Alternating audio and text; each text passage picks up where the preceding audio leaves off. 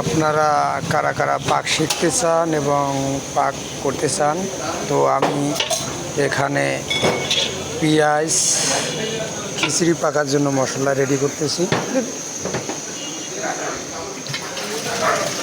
তো আমি এখানে পেঁয়াজ ভুনা করে নিলাম, পেঁয়াজ এখানে ভুনা করে নিলাম।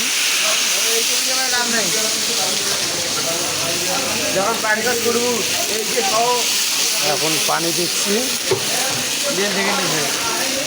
এটাকে বলা হয় জল এবং ওয়াটার।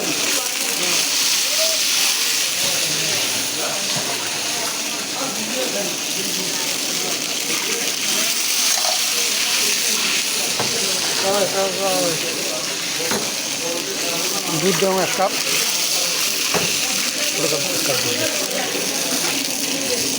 তো আমি এখানে অ্যাড করলাম গাইয়ের অরিজিনাল গাইয়ের দুধ।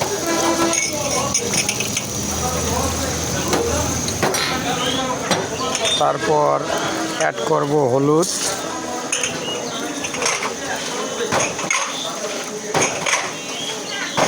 তো আমি এখানে 5 কেজি চাল পাকাবো, 5 কেজির মশলা রেডি করে নিচ্ছি।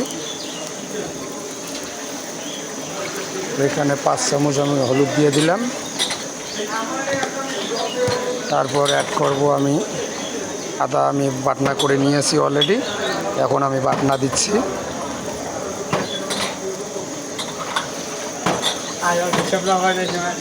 তো এটা যখন এখন পানিটা ফুলভাবে ফুটিয়ে উঠবে, পানিটাকে সুন্দরভাবে ফুটিয়ে নেব এবং প্রায় মোটামুটি ফোটার সময় হয়ে গেছে। যখন এই পানিটা এবং জলটা যখন ফুটিয়ে উঠবে তখন আমি চাল অ্যাড করব। তো পানিটা আমার ফুটিয়ে গেছে, এখন অ্যাড করে দেব আমি চাল, তা আমি ধুয়ে নিয়ে রেখে দিয়েছি।